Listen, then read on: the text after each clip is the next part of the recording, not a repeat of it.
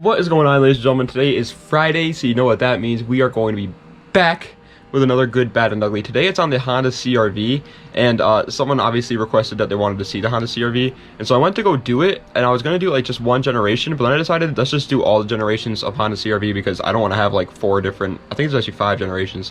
I don't want to have like 5 different Honda CR-V videos about the good, the bad, and ugly. I feel like not that many people want to know about the 4th generation Honda CR-V. So we're going to do all the generations in today and kind of group them all together. They're pretty much similar, man. Like, I'm going to be honest, like, they're not that far off. But anyway, if you guys want to see a different car, a good, bad, and ugly on another car, absolutely, positively, macaroni and cheese, slap me in the willy.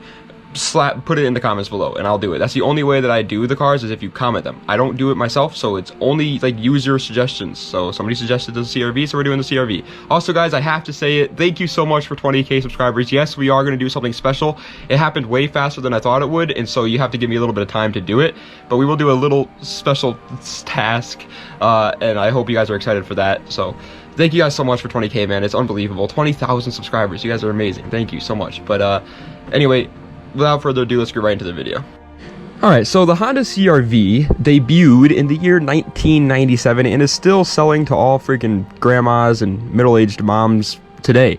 But through that time, they have gone through, yes, 5 different generations, so I was correct before, and yes, we're going to be talking about all of them, because I do not want to make 5 different good, bad, and uglies on the Honda CR-V. I hope you understand. Now, the first generation was built from the years 1997 to 2001, and came with a 2-liter inline-4, making 126 horsepower.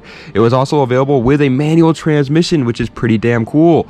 The second generation was built from the years 2002 to 2006, and came with a 2.4-liter inline-4, making 160 horsepower, and once again was available with a manual transmission, which, by the way, the second generation is definitely the generation that you want to get, because that engine is actually called the K24A1, which is a just tuning legend. Okay, it's a really good tuning motor. So paired with the fact that it has a manual transmission and a K24 in it, this easily makes this one my personal favorite, and I think it makes everybody else's favorite too. The third generation was built from the years 2006 to 2010 and came with a 2.4-liter inline-4, making 166 horsepower. This is once again another K-series motor, but sadly, this is when they stopped making them with manual transmissions. This one was also heavier, and it looked a little bit more boring in my personal opinion, so I still would stick with the second generation. The fourth generation came and went, and it was built from the years 2011 to 2015 and came with a 2.4-liter inline-4, making 185 horsepower, and once again did not come with a manual, was heavier again, looked once even more boring, but it's obviously the better daily driver. Also, this gen did come with VTEC, which is kind of cool, but not as cool as a K24. And finally, the 5th generation was built from the years 2016, and it's still being built today, so to present. And it came with, once again, a 2.4-liter inline-4, making 182 horsepower. Yes, somehow this new generation has less horsepower than the last generation. But this gen actually does seem kind of promising, because they have a diesel option, a turbo option, and a hybrid option. So I guess like the boring people can be even more boring now and buy a hybrid, and the people that want something a little bit sporty can buy the turbo version, which is kind of cool. Now, every generation of CR-V was all-wheel drive or front-wheel drive, but like I said before, only the first 2 generations were available with a manual transmission, while the rest were only offered with a automatic. The first 2 were also offered with an automatic, by the way, in case you want one of those. I don't know why you would choose an automatic over the manual in a Honda CR-V, but hey, to each their own. Now it's time to get into the modifying scene of the Honda CR-V world, and these CR-Vs are kind of modded just like any other Honda would be modded, to be honest. Like, it kind of surprises me, to say the least, how like similar a Civic and CR-V builds are.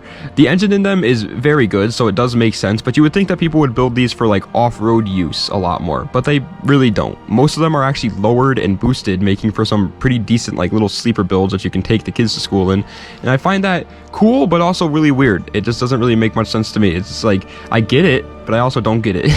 Now, of course, there also is your fair share of people who do take these off-road, since they are SUVs, and everybody out there that buys an SUV usually slaps a lift kit on it if they're a modding kind of guy, not, you know, not the majority of SUV owners.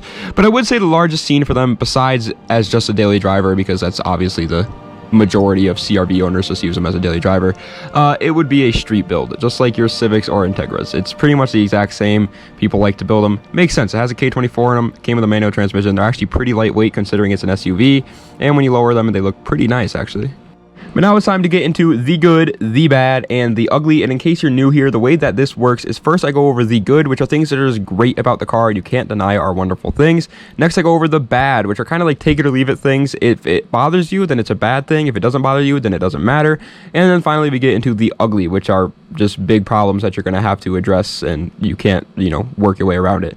And right off the bat is the good. And I would like to talk about the reliability first. They're reliable as hell, okay? They're a freaking Honda SUV K24. Reliable ass motor, reliable ass car. Next would be the space. They are an SUV. How much more space are you going to need? You can be like 7 feet tall and still whip this car comfortably. All right, so I don't really know if people are always like, oh, I'm tall, man, I need an option for a car. Well, here you go, Honda CRV. Next would be, and I can't believe I'm saying this, but the aftermarket support is huge. Whether it's for cosmetics or engine mods, it's pretty good. As long as you get like the first 2 generations, of course. The last 3 generations haven't really had that much support, but the first 2 generations have insane amounts of support because they're pretty much an Acura RSX Type S. So you can slap anything that you want on it that comes from an Acura RSX on a Honda CRV. It's pretty much the same thing. Now, cosmetics are going to be a little bit smaller, but it's still a pretty decent amount for what it is. Next would be the price. These cars are pretty much just a larger RSX Type S, but you can find them for much cheaper than that. The RSX Type S goes for like, I would say anywhere from $5,000 to $10,000, and a freaking CRV, you can find it for less than $5,000 all day. Next would be the versatility. Build it how you want it to, and it'll pay you back with ease. It's freaking awesome. Okay, you can do whatever you want with these cars. Next would be the ease of use. Every Honda in the world is incredibly easy to work on. So if you don't know cars, but you want to learn how to start working on cars, this is obviously a great choice. It's a Honda. Every Honda out there is a good choice if you want to learn mechanics. Next would be the price of parts is once again incredibly cheap. Millions of these were made, so it's really not that hard at all to find parts for them. It's also a Honda, so the parts aren't like super high quality, Pagani parts. You want to hear something crazy? Pagani Huayras, if you bought a Pagani Huayra, it costs $15,000 for one bolt. Just the bolt. That's ridiculous. Next would be they are front-wheel drive or all-wheel drive, which is great because that means if you want a rear-wheel drive one, all you have to do is buy an all-wheel drive one and take all the front differentials and axles out, and boom, you're freaking set, which is cool. But it's also great because it obviously gives people that choice of if they want to be able to drive it during the winter or if they don't care about the winter, because obviously the all-wheel drive one's going to be a little bit more expensive.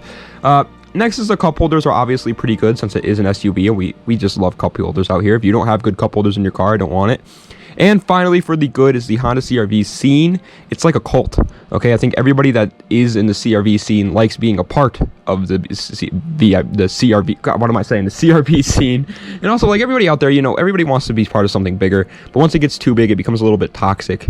Cough, cough, VQ family. And the CRV family, though, it's the perfect size. You're going to be happy with it. Now it's time to get into the bad, which are things that are kind of up to you if it bothers you or not. And right off the bat is the sound. I personally don't like the sound, but some people do love Honda's sounds, so I'll let you be the judge of that. Here's a clip.